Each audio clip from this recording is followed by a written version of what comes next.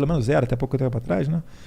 E, enfim, era uma crítica que eles Por que faziam. era? O que se perdeu? Não peguei isso. É que, na verdade, virava-se as costas. O pessoal de esquerda... porque prenderam o Daniel Silveira.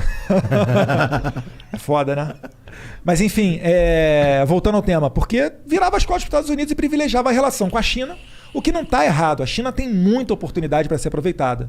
Só que a China, por quê? Porque a China é liderada pelo Partido Comunista. Assim como privilegiava com a Venezuela, por quê? Porque é o Maduro bolivariano. Assim como era com as ilhas com Cuba, por causa dos irmãos Raul e Fidel Castro. Mas o seu argumento é que seria que o Brasil tem que ter uma relação institucional com esse país, não por ideologia. Sim. Mas tem que ter institucional com a China. Não dá para você fechar a cara para a China. Claro. Não, a China... 80% da soja que a gente exporta vai para a China. E deve ser difícil, né? Porque, imagino, a China realmente tem uns problemas no sentido que eles têm um governo ditatorial. Não é democracia, não é o que a gente está acostumado. Então, eu, como cidadão, como cara leigo, eu fico meio preocupado com a China crescendo muito, porque enquanto ela é um parceiro comercial e está aumentando o nosso mercado, eu acho ótimo. Mas a partir do momento que ela quer exportar um pouco da cultura deles no sentido de autoritarismo e dessas coisas, aí eu já não acho tão legal, entendeu? E isso me preocupa um pouco. Será que eles estão nessa vibe? Cara, eu não confio em ninguém com poder absoluto.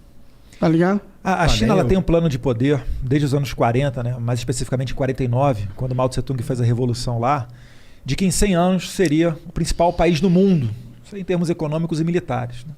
Acho que eles vão chegar lá até um pouquinho antes desses 100 anos. E, na verdade, assim, é o que eu falei, ali tem grandes oportunidades. Tem que ter uma relação institucional com eles. É um país de, quase 1,5 bilhão de habitantes. A gente é um país aqui que, sensacional no agro, então para nós interessa vender para eles. Agora, é só manter a nossa independência. Não é chegar, por exemplo, agora e querer colocar goela abaixo qualquer tipo de política com relação ao Covid, nos ameaçando com relação à compra ou não dos nossos produtos agrícolas. Não estou falando que eles estão fazendo isso, tá? Mas é o tipo de coisa que não é interessante para nós. Se você tem uma loja e você só tem uma pessoa para vender o seu produto, essa pessoa amanhã pode virar para você e falar: Igor, é o seguinte, só eu compro esse teu produto aí, reduz pela metade. Tu fala: não. Não, beleza, vou parar de comprar.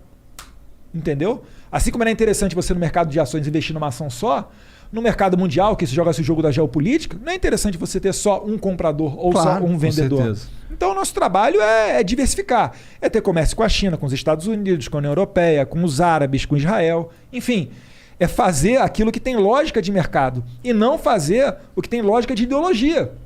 O Brasil, a gente perdeu quase $1 bi para construir um porto em Cuba que não produz nada, não é hub de nada. O Porto de Mariel em Cuba. A gente gastou, mais de 15 bi de real mole em Abreu e Lima, que não refina nada. E olha o problema que a gente está vivendo hoje com a Petrobras. A gente é dependente do refino internacional.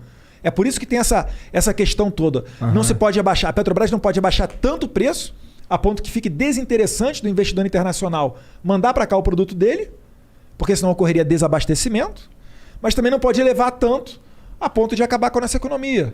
Então são questões sensíveis que estão jogadas todos os dias. E tá rolando uma treta nesse sentido agora, nesse exato momento, né? Sim. O Bolsonaro deu a declaração dele, 100 bilhões de dólares. Dólares ou reais? Reais, né? Não sei. Bom, 100 bilhões de algum dinheiro aí muito... De Bitcoin. Nossa, se fosse de Bitcoin. De Flowcoin. Flowcoin. Então, foi... Botar o Banco Central na cola de vocês, hein? Flowcoin aí, ó. Não, mas não é moeda de verdade, é só um crédito. Sai fora, Banco Central. Mas ele meio que, ok, eu entendo que isso é um problema, eu entendo que os caminhoneiros iam fazer greve se você não fizesse alguma coisa pra diminuir o preço do diesel. Eu entendo essa porra. Mas o como você faz também é muito importante. Né? E eu sinto que o Bolsonaro ele não tem muita maleabilidade nesse sentido, porque teria milhares de formas de fazer o que ele fez.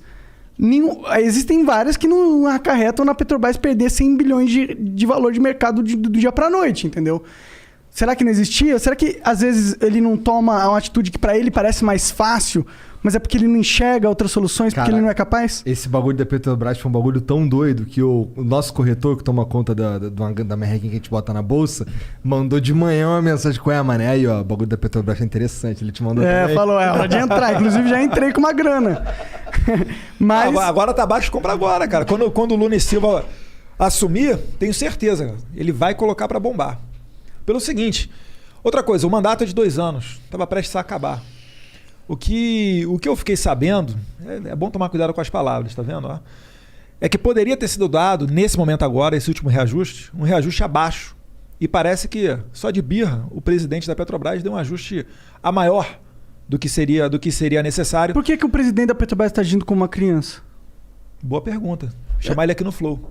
Seria ótimo, pode vir. Ele não é um cara incompetente. Agora, o presidente é uma pessoa totalmente aberta. Outra coisa, o presidente lidar com os caminhoneiros.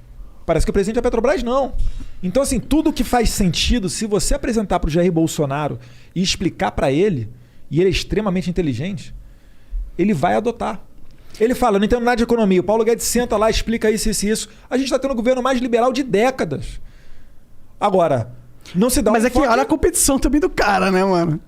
Mas brasileiro é que elegia. Não, tudo bem, eu entendo, mas tipo, ok, ele tá sendo muito liberal, mas ele poderia ter sido bem mais, tá ligado? Isso que eu tô falando. Eu gostaria que ele tivesse. Eu gostaria de ter privatizado um monte de coisa já. Por que não, em vez de trocar a porra do presidente, por que não tira o monopólio da parada? Porque o problema é o monopólio da Petrobras, não é?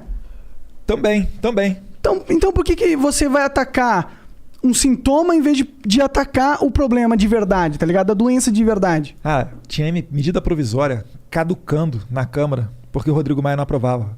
Você acha que ele ia realmente deixar a gente marcar um gol com privatização? Então é a Câmara que tá bloqueando. Agora a gente tem um horizonte muito melhor. Você vê só, já estamos falando em privatização da Eletrobras. Poxa, isso aí, tempo do Rodrigo Maia, esquece. Não tinha como. Por que o Rodrigo Maia fica de birra com vocês? Por que ele é um inimigo político de vocês? Tão forte, ferrenho? Porque talvez o que ele queria, a gente não deu para ele. Ele estava acostumado com outro tipo de negociação e a gente não estava permitindo. Será que é só isso? Pergunta para ele. Porque tá rolando umas negociações no governo Bolsonaro, né? Sim, algum diálogo tem que ter. Ora, é o Congresso Nacional. Eu entendo assim que é institucional, de certa forma. Mas... Antes reclamavam que ele não tinha governabilidade, que ele não conversava com o centro. Agora tá conversando com o centro, etc. Então falando, tá se... Calma aí, cara. 2 anos e meio quase, sem nenhum escândalo de corrupção. Em 2015, no último ano de Dilma... Nenhum grande escândalo de corrupção. As estatais me apontam... Não, tem umas paradas que cheiram muito mal aí. Qual condenação que teve? Não, condenação não, mas é o brasileiro, tipo... Pra bom entendedor, às vezes meio palavra basta, né? Eu tô aguardando aqui alguém do governo ser preso, etc. O Lula tá solto, tá ligado? Pode acontecer, cara.